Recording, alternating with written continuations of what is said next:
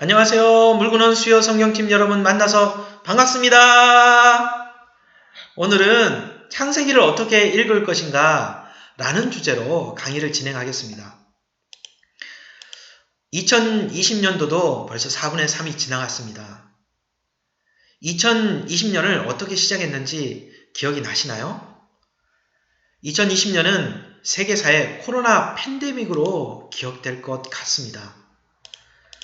성도님들 각자의 인생은 어떤 사건이 가장 기억에 남으시나요? 저에게 2020년은 아주 특별한 한 해가 될 것 같습니다. 올해 저는 물건시에마국제학교의 풀타임 교사로 사역을 시작했는데요. 시작한 지 얼마가 되지 않아 사모님께서 휴직을 하시면서 교장 대행을 지금 하고 있습니다. 저희 가족은 현대 아파트로 이사했고 지금 저는 개인적으로 특별한 길, 새로운 길로 하나님께서 저를 인도하고 계심을 느낍니다. 몇 년 전부터 제게 보여주신 비전을 하나님이 어떻게 이루어 가시는지 늘 생각하고 있습니다. 그래서 최근 더욱 기도에 집중하고 말씀을 묵상하는 시간을 많이 가지고 있습니다. 이 가운데 제게 하나님의 뜻을 밝히 보여준 말씀이 바로 창세기입니다. 창세기는 우리에게 인생의 근본, 새로운 삶의 출발에 대해 말씀하고 있습니다. 출애굽기 12장 2절의 말씀을 한번 함께 읽어보겠습니다. 이 달을 너희에게 달의 시작, 곧 해의 첫 달이 되게 하고, 하나님은 이스라엘 백성이 출애굽한 바로 그 달을 한 해의 시작으로 하라고 하십니다. 새로운 제국이 건국될 때 바로 그 해를 원년이라고 하는데요. 마찬가지입니다. 이스라엘 달력의 첫 달은 바로 출애굽한 바로 그 달에서 시작합니다. 우리의 인생은 어디에서 시작하나요? 육적인 생일? 결혼한 날? 첫 아이가 태어난 날? 첫 직장? 우리 인생이 근본적인 새 출발을 하고 싶다면 하나님 안에서 시작되어야 한다. 이것이 성경이 우리에게 주는 메시지입니다.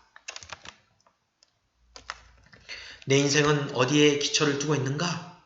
내 인생은 언제 새롭게 출발을 했는가? 이것이 정해져야 우리의 끝도 알 수 있습니다. 창세기 통독을 통해 하나님 안에서 인생을 근본적으로 새롭게 출발하는 기회를 가져보시길 주님의 이름으로 축원합니다. 아멘. 그렇다면 이제 창세기의 저자부터 살펴보겠습니다. 창세기는 모세라는 사람이 썼습니다. 모세가 창세기를 포함하여 5권의 성경을 썼고 우리는 그것을 모세오경이라고 부릅니다. 모세가 창세기를 포함한 오경을 썼다는 것은 성경 자체도 말하고 있고 결정적으로 예수님께서 모세가 썼다는 것을 확인시켜 주셨습니다. 창세기에서 나타난 하나님의 뜻을 알려면 그렇기 때문에 우리는 먼저 모세를 알아야 합니다. 모세는 구약의 지도자들 중 예수님을 가장 많이 닮았다고 여겨집니다. 예수님이 태어나셨을 때 헤롯 대왕에게 죽임을 당할 뻔했습니다. 40일을 유다 광야에서 시험을 받으셨고 십자가에 달리셔서 만 백성을 구원하셨습니다. 하나님이 약속하신 진정한 선지자, 제사장, 왕이 되어주셨습니다. 모세가 태어났을 때 이집트는 이스라엘 민족에 대한 끔찍한 유아 살해가 일어나고 있었습니다. 40년간 미디안 광야에서 훈련을 받으면서 영적 지도자로 성장을 했고 구리뱀으로 이스라엘 백성을 구원한 점, 선지자, 제사장, 왕으로의 역할을 감당한 점은 예수님과 너무 닮아 있습니다. 따라서 우리는 예수님을 믿는 것처럼 모세를 신뢰하고 예수님의 말씀으로 영생을 누리는 것처럼 모세가 쓴 창세기를 통해서 영광의 주님을 만나 동행할 수가 있는 것입니다. 창세기를 통해 영광의 주님을 만나시길 주님의 이름으로 축원합니다. 창세기는 하나님과의 만남이 어떤 것인지에 대해 마치 보물창고 같은 말씀들로 가득합니다. 결국 인생은 누구와 동행하는가가 인생의 행복, 인생의 성공을 결정합니다. 하나님과 동행하는 특별한 은혜를 창세기를 통해 누리시길 주님의 이름으로 축원합니다. 네. 두 번째로 창세기가 쓰여진 장소에 대해서 알아보겠습니다. 결론부터 말하자면 창세기는 광야에서 쓰여졌습니다.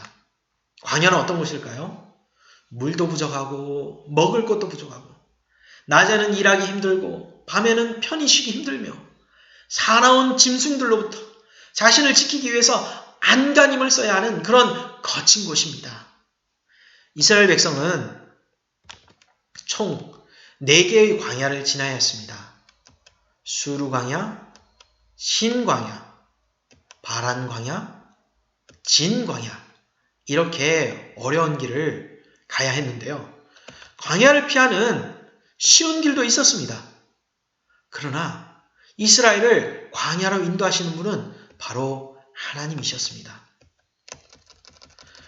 하나님이 진정 우리의 인생을 축복하기를 원하신다면, 세상의 존귀한 사람으로 높여주시기를 원하신다면 하나님은 먼저 우리를 광야로 인도한다는 것을 깨달으시길 주님의 이름으로 축원합니다. 하나님이 축복하는 사람에게는 광야는 훈련의 공간인 동시에 하나님의 사랑을 경험하는 아주 특별한 장소였습니다.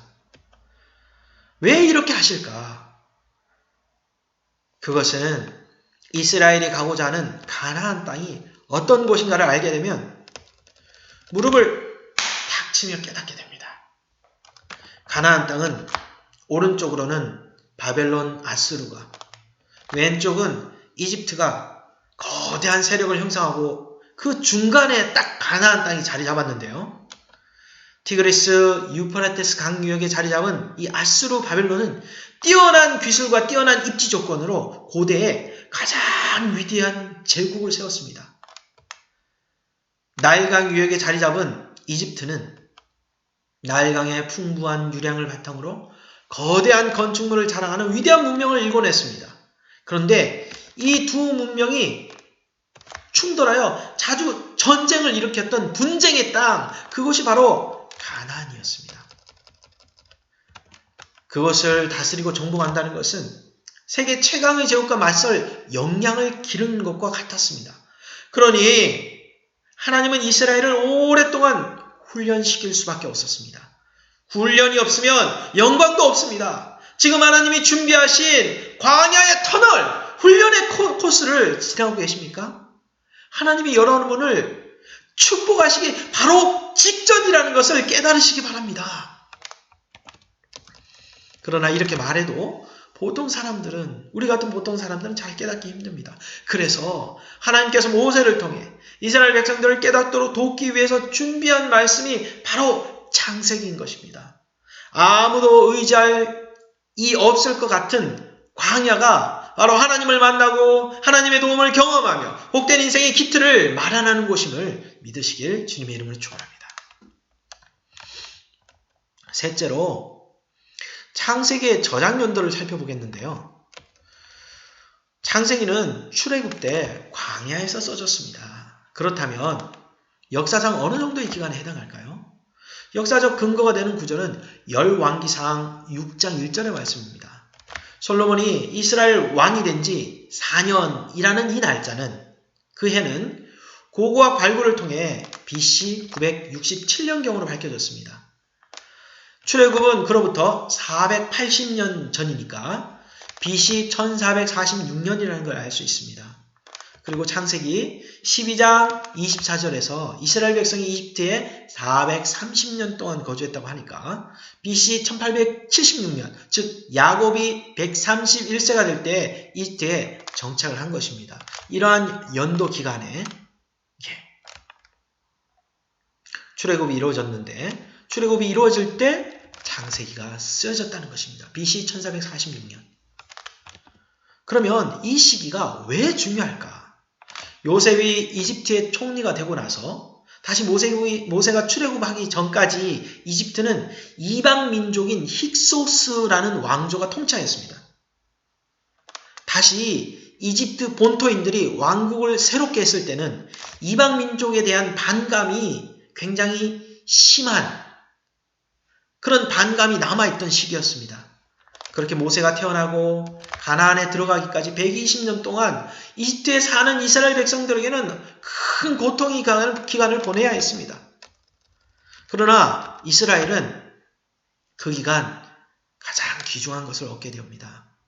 바로 하나님의 말씀을 배우게 되었습니다.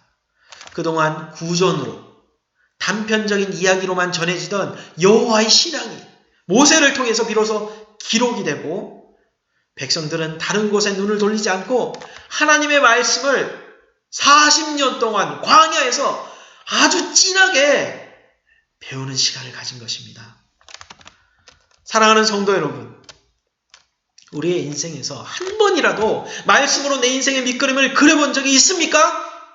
나는 왜 지금 여기에 살고 있고 나는 앞으로 무엇을 위해 살아야 하나? 하나님은 내 인생을 위해 어떤 계획을 가지고 계신가?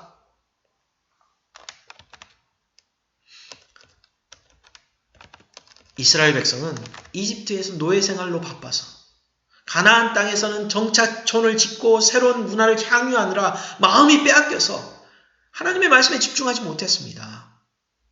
지금 우리의 삶이 이집트의 노예 생활과 가나안 풍요로운 문화 생활의 그 중간 어리쯤에 걸쳐 있어서 하나님을 찾을 시간도 마음의 갈망도 없다면 바로 지금이야말로 우리 스스로가 하나님의 말씀을 들을 수 있는 광야로 찾아갈 때라는 것입니다. 하나님의 말씀 외에는 다른 소리들은 너무나 고요하고 그래서 바람이 날아가는 소리조차도 들릴 것 같은 그런 적막함 속에서 하나님의 말씀을 듣고 그 말씀을 마음에 새기고 말씀을 붙잡고 기도하는 시간을 가져보지 않겠습니까? 과연 우리가 여유가 없어서 하나님의 말씀을 듣지 못하는 것일까요? 아니면 하나님의 말씀을 듣기 위해 스스로 광야에 서는 것이 부담스럽기 때문에 하나님의 말씀을 듣지 못하는 것일까요? 고난당하는 것이 내게 유익이라. 이로 말미암아 내가 주의 율례들을 주의 말씀을 배우게 되었나이다. 이 고백이 나와 우리의 고백이 되길 주님의 이름으로 축원합니다. 그렇다면 광야에서 하나님이 모세를 통해서 전달하고 했던 메시지의 핵심은 무엇일까요? 그것은 창세기의 구조를 보면 더욱 명확히 알 수 있습니다. 창세기는 제목만으로 보면 천지를 창조한 이야기가 주된 내용이라고 생각하기 쉽습니다. 히브리어 제목은 베레시트라고 하는데 이거는 히브리어 성경의 첫 단어입니다. 첫 단어로 태초에라는 뜻입니다. 헬라어로 쓰인 히브리어 성경인 70인역이라는 성경이 있는데 그 70인역의 창세기 이름은 게네시스라고 하고 그 게네시스는 기원, 족보, 시작을 뜻합니다. 한글 성경은 창세기라고 부르는데 창조기사에 강조점이 있습니다. 그러나 이렇게 첫 글자 베레시트라는 히브리어 성경인데요. 베레시트 첫 글자입니다. 헬라어 성경의 마태복음의 1장인데요. 여기에 게네시스라는 단어가 있어서 이 슬라이드를 보여드리는 겁니다. 근데 창세기를 원어로 읽어보면 10개의 톨레도트로 되어 있다는 것을 알 수 있습니다. 톨레도트는 역사의 기록을 뜻하는데요. 그러니까 창세기는 한 가문의 역사에 대한 10개의 기록이라는 것입니다.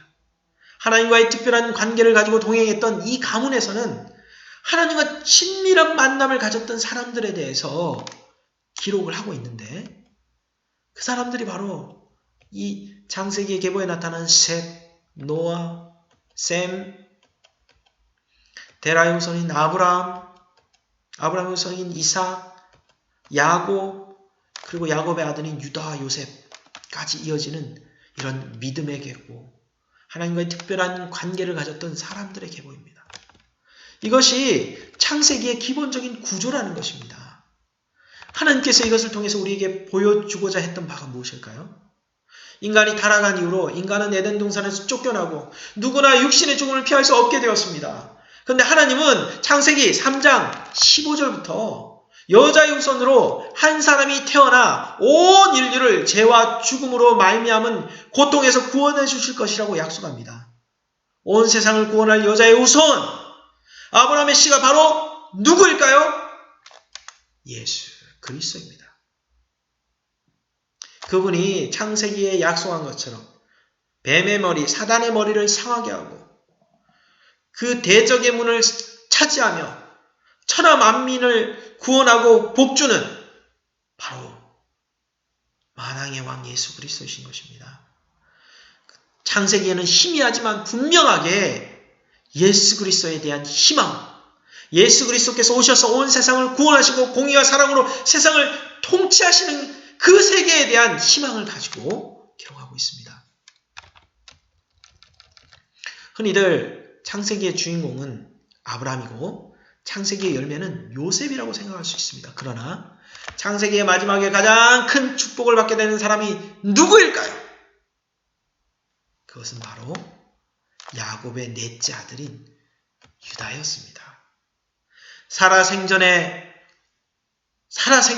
요셉이 형제들 중에 가장 존귀하고 높임을 받았습니다. 그러나 아브라함에게 주신 하나님의 축복의 핵심을 누리는 지파는 단연코 유다 지파였습니다. 이것은 창세기의 5번째로 창세기의 주제와 밀접하게 관련되어 있습니다. 창세기의 주제를 나누면서 이 부분을 좀 더 명확하게 살펴볼 텐데요. 창세기는 7가지 정도의 주제로 살펴볼 수가 있습니다. 그 첫 번째는 창조주 하나님이 나를 통치자로 삼으셨다는 것입니다. 다른 피조물과 달리 하나님은 인간을 하나님의 형상으로 만드셨습니다. 왜 그렇게 하셨을까요? 하나님은 인간을 하나님을 대리하여 세상을 다스리는 통치자로 세우기를 원하셨기 때문입니다. 최고 통치자가 자신보다 조금 못한 통치자를 세워서 세상을 다스리는 그러한 관계를 맺는 것을 고대 근동에서는 종주계약, 영어로는 수저리안 베젤 카버넌트라고 하는데요. 창세기의 이 1장의 기사들을 보면 이 창세기 1장의 내용이 이러한 계약 문서의 형태로 되어 있다는 것입니다. 그래서 창세기를 보면서 우리가 스스로에게 물어보고 대답을 얻어야 하는 질문은 나는 내 모든 삶의 영역에서 통치자, 정복자로 살고 있는가입니다. 만약 그러지 못한다면 왜 그런가를 반드시 물어봐야 합니다. 창세기는 우리에게 이 질문을 하도록 하고 있습니다. 그리고 이 질문에 대한 답도 찾을 수 있도록 도와줍니다. 사랑하는 성도 여러분, 여러분은 여러분의 모든 삶의 영역에서 통치자로서 정복자로서 살고 계십니까? 세상의 통치자 정복자로서 사는 것이 우리를 향한 하나님의 뜻이라는 것을 깨달으시길 주님의 이름으로 축원합니다. 할렐루야! 아멘! 둘째로 우리가 통치자로서 내 삶을 살지 못하는 것은 왜일까? 창세기는 그 2번째 주제에서 그 사실을 밝혀주고 있는데요. 그것은 하나님께 반역하여 우리가 왕과 제사장직을 빼앗겼기 때문이라는 것입니다. 우리를 통치자로 세우신 분의 말씀을 거역했으니 어쩌면 당연한 결과입니다. 세상을 다스리는 자로 태어났지만 오히려 버림을 받아서 짐승보다도 더 못한 생을 살기도 하는 것, 이것이 우리네 인생이고 이것이 인간들이 가지는 모든 번뇌와 고통의 근본입니다. 그리스도인이라는 것은 무엇입니까? 예수님을 나의 구원자, 주님으로 믿고 영접하는 것입니다. 예수님이 나의 왕, 나의 주인이라고 고백하는 것입니다. 그런데 우리의 주님은 어떤 일부 영역의 주인, 어떤 한 부분만의 왕일까요? 그렇지 않습니다. 예수님은 온 세상의 통치자, 온 세상의 주인인 것처럼 우리 그리스도인들의 모든 삶의 영역의 주인이시고 통치자시고 왕이십니다. 따라서 삶의 일부가 아니라, 저 삶의 전부가 아니라 우리가 일부만을 순종했다면 그것은 예수 그리스도에 대한 온전한 순종이 아닌 것입니다. 그것은 예수님을 왕으로 인정하지 않고 사는 것과 비슷합니다. 그래서 우리가 스스로에게 질문해봐야 하는 것은 내 삶에서 하나님께 불순종하는 영역이 무엇인가입니다. 하나님의 능력이 부족하십니까? 하나님의 지혜가 부족하십니까? 그분을 왕으로 모시는 삶이 당연히 누려야 할 그 특별한 은혜가 우리에게 없는 이유가 하나님께 있는 것입니까? 그렇지 않습니다.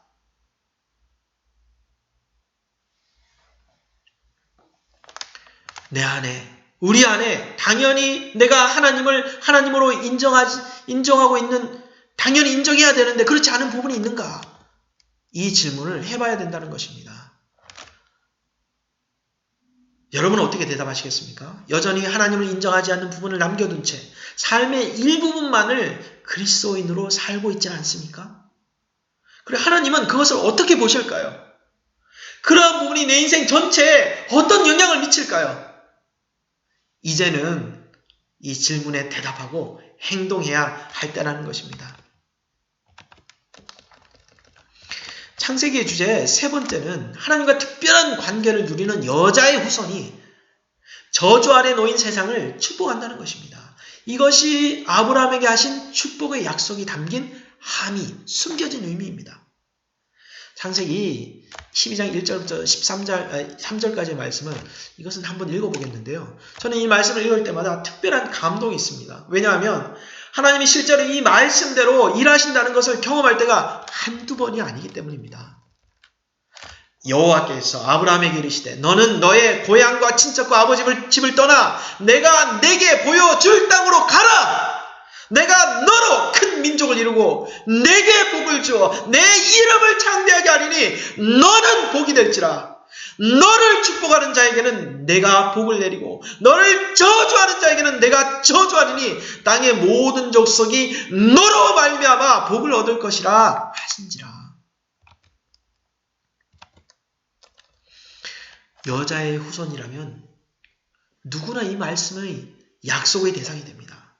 창세기에는 하나님과 특별한 관계의 축복을 누리면서 이 약속의 말씀을 믿고 산 사람이 그다지 많지 않습니다. 그런데 창세기는 그 시대를 살았던 그 시대의 족장들에게만 하신 말씀이 아닙니다. 또한 모세와 함께 광야에서 이 말씀을 듣는 이스라엘 백성들에게만 하신 말씀이 아닙니다. 오늘 현대를 사는 우리들에게도 여전히 역사하시는 하나님의 절대적인 약속, 그것을 말하고 있는 것이 창세기라는 것입니다. 그래서 우리는 이렇게 질문을 할 수가 있습니다. 나는 하나님과 친밀한 관계를 맺고 있는가? 하나님과 특별한 관계를 맺기 위해 어떤 노력을 하고 있는가? 만남은 상호 관계성이 있습니다. 어느 한쪽의 일방적인 헌신만으로는 관계가 완전히 맺어지지 않습니다. 같은 부모 밑에서도 통치자와 범죄자가 동시에 나올 수 있는 것이 그 이유입니다. 하나님은 우리를 축복하시기 위해서 가장 귀한 아들의 생명을 걸었습니다. 그리고 주셨습니다. 우리에게 요구하는 것은 믿음입니다.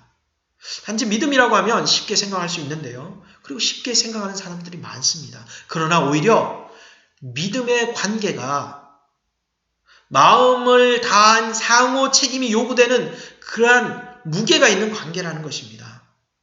하나님은 이미 모든 준비를 다 하고 계십니다. 우리를 축복할 준비, 우리와의 관계가 회복되고 친밀함 안에 들어갔을 때 하나님은 우리를 축복할 모든 준비를 다 하고 계십니다. 그렇다면 우리는 하나님과의 친밀하고도 견고한 믿음의 관계를 위해서 어떤 노력을 하고 계신가요?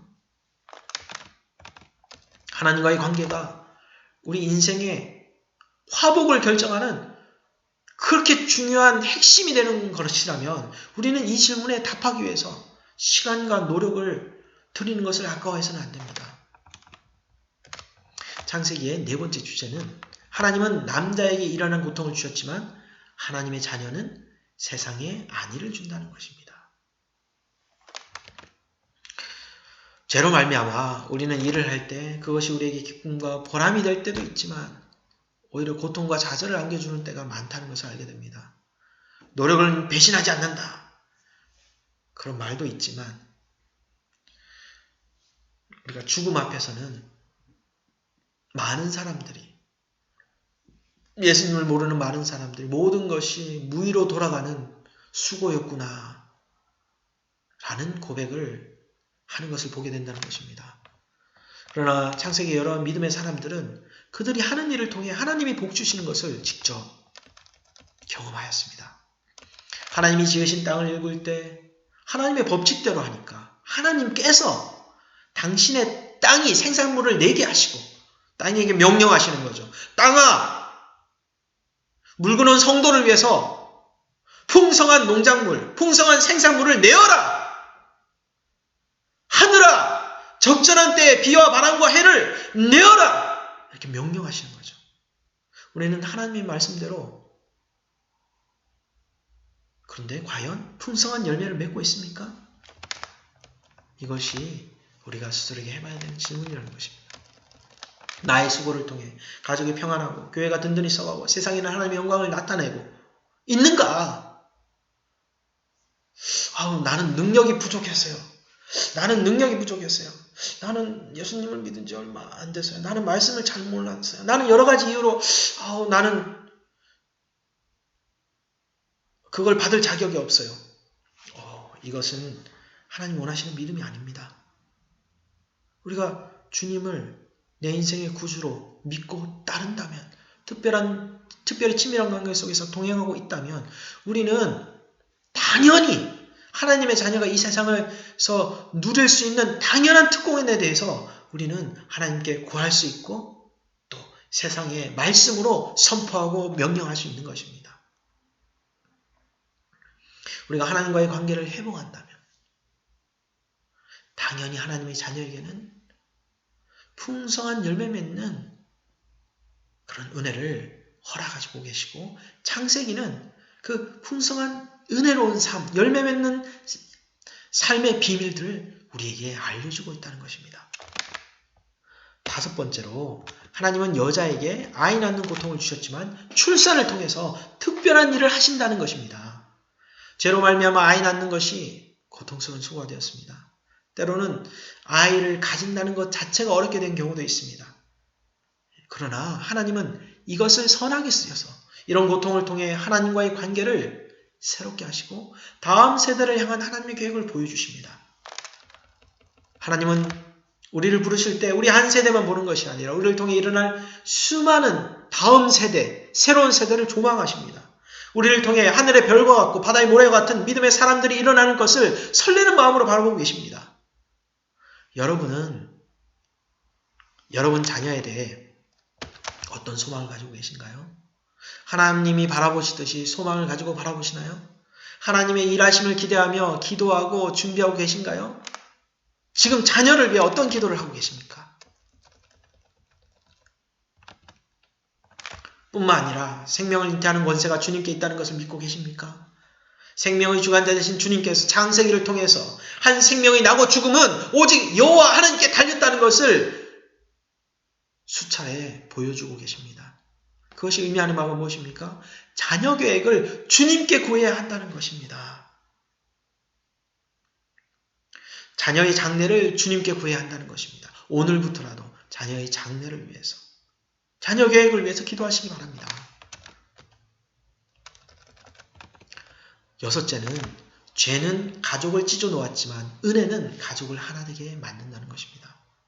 창세기 구조를 이야기하면서 창세기 가장 큰 축복을 약속받은 사람은 결국 유다였다고 말씀드렸습니다.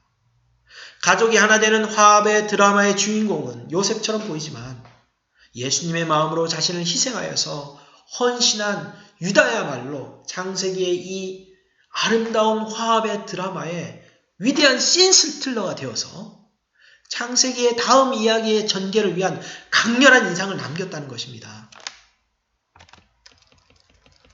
추석에 가족들과 보내면서 우리 시대에 얼마나 많은 가족들이 여러 가지 이유로 찢어지고 깨어졌는가를 생각하게 되었습니다. 추석이 끝나고 가족끼리 서로 상처 주고 분을 이기지 못해서 서로에게 극단적인 일까지도 시도했다는 뉴스를 들으면서 가슴이 철렁 내려앉으면서 어떻게 저런 일이 일어났을까 생각했습니다. 그런데 가족이 하나 되는 비결을 창세기는 우리에게 말해주고 있습니다. 요셉과 같은 사람, 유다와 같은 사람, 예수님을 닮은 이 두 가지 면을 갖춘 형제가 있다면 그 가족은 어떤 문제 앞에서도 하나가 될 수 있습니다. 그리고 하나님은 우리가 그런 역할을 하길 원하십니다. 나는 가족과 어떤 관계를 맺고 있는가? 가족의 하나됨을 위해서 내가 희생해야 할 부분은 무엇일까? 이런 일을 누가 할 수 있을까? 생각해보면 창세기 말씀을 듣는 우리들밖에 없습니다. 내가 우리 가족에게 이 시대의 유다, 이 시대의 요셉이 되는 축복을 누리시길 주님의 이름으로 축원합니다. 창세기의 주제 마지막 7번째는 우리는 에덴에서 쫓겨나는 벌을 받았지만 약속의 땅은 하나님의 은혜의 보증이 된다는 것입니다. 이 말이 조금 어려워 보일 수 있는데 이 주제는 두 가지 뜻을 포함하고 있습니다. 우리가 주님 말씀대로 순종하다 보면 말씀대로 이 땅에서 일정 부분 약속이 성취되는 것을 보게 된다는 것입니다.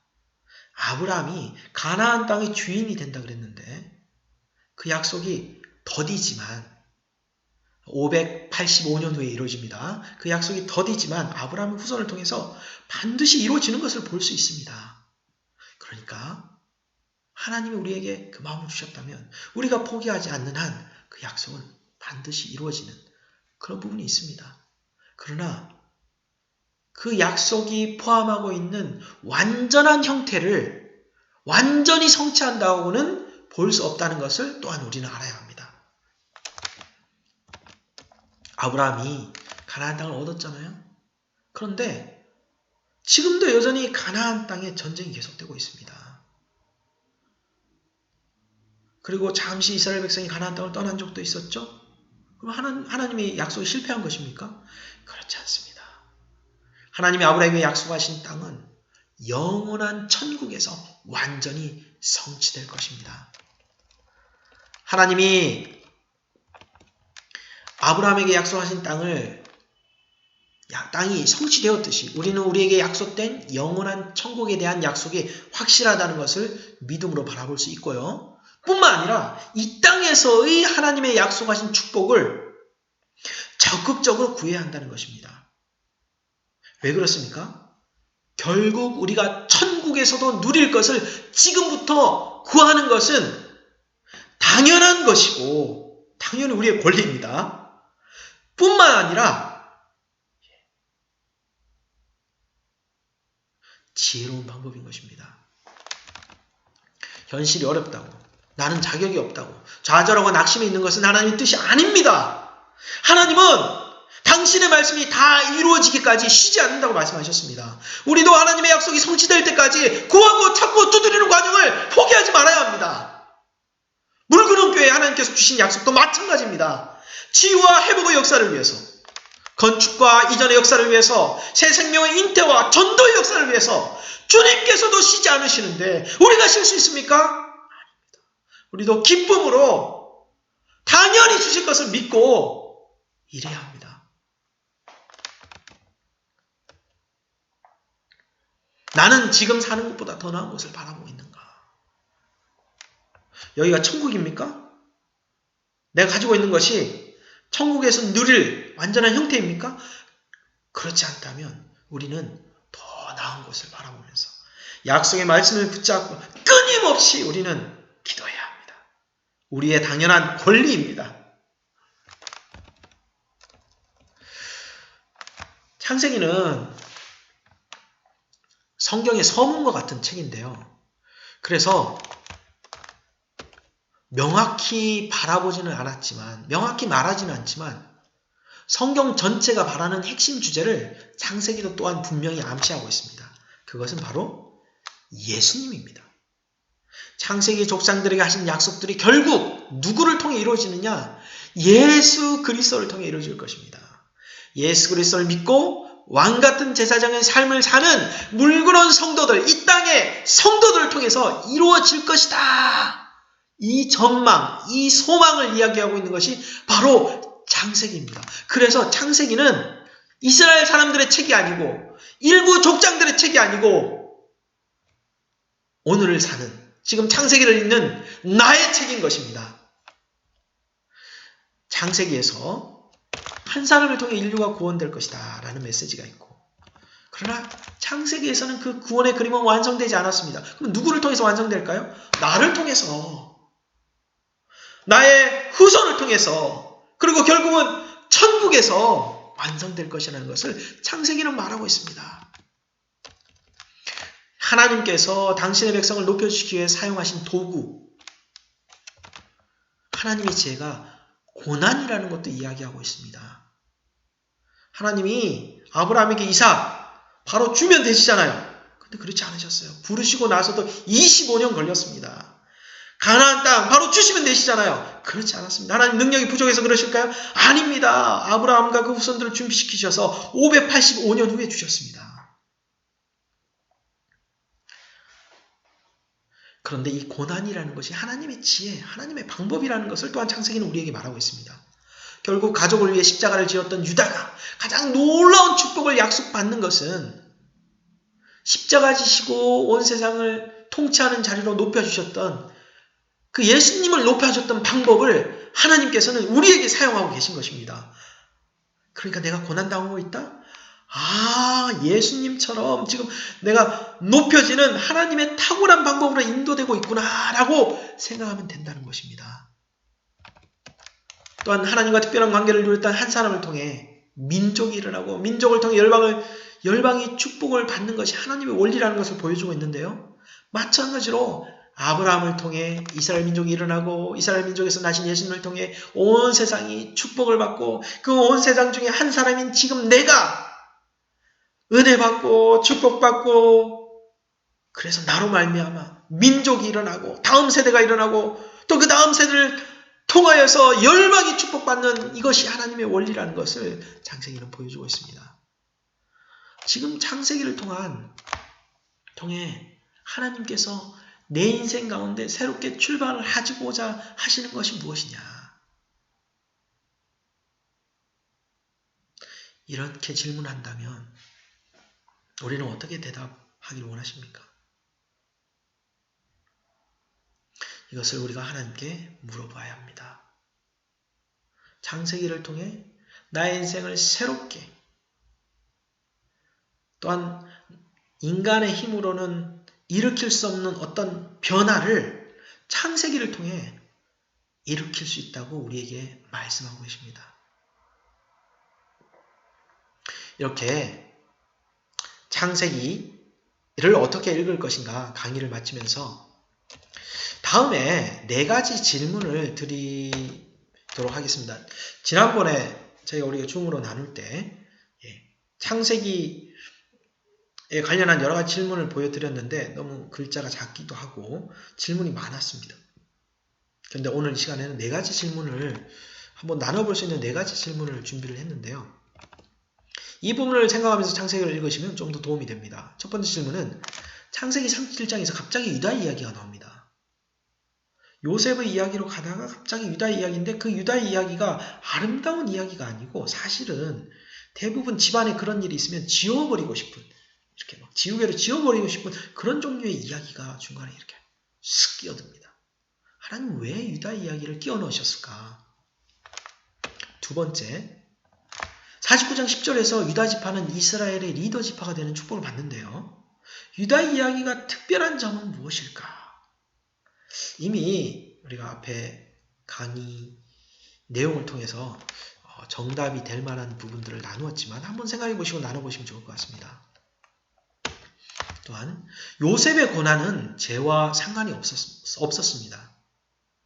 요셉이 잘난 척해서 그런 고난을 당한 거야 라고 생각하시는 분도 있을 수 있는데요. 그런데 단지 형제들 앞에서 잘난 척한 그 작은 실수 때문에 그런 큰 고난을 당해야 하는가? 말이 안 되는 것이죠. 그렇다면 하나님의 뜻은 무엇일까? 우리는 이미 알고 있습니다. 4번째 질문은 지금 고난의 때를 지나고 있다면 내가 할 수 있는 최선은 무엇인가? 창세기에서 많은 해답들, 많은 지혜들을 얻을 수 있습니다. 이 질문을 가지고 창세기를 읽어보면 정말 창세기가 얼마나 위대한 책이고 창세기를 통해서 하나님께 내게 말씀하고 싶어 하시는 것이 무엇인지를 그냥 귀에 쏙쏙 박히도록 구체적으로 알 수 있습니다. 자, 이 질문에 대한 답을 우리가 줌 모임에서 나누면서 은혜를 나눠보는 시간을 가지도록 하겠습니다. 그럼 이만 창세기 강의를 마치겠습니다. 다음 시간에는 출애굽기 강의로 찾아뵙겠습니다. 감사합니다.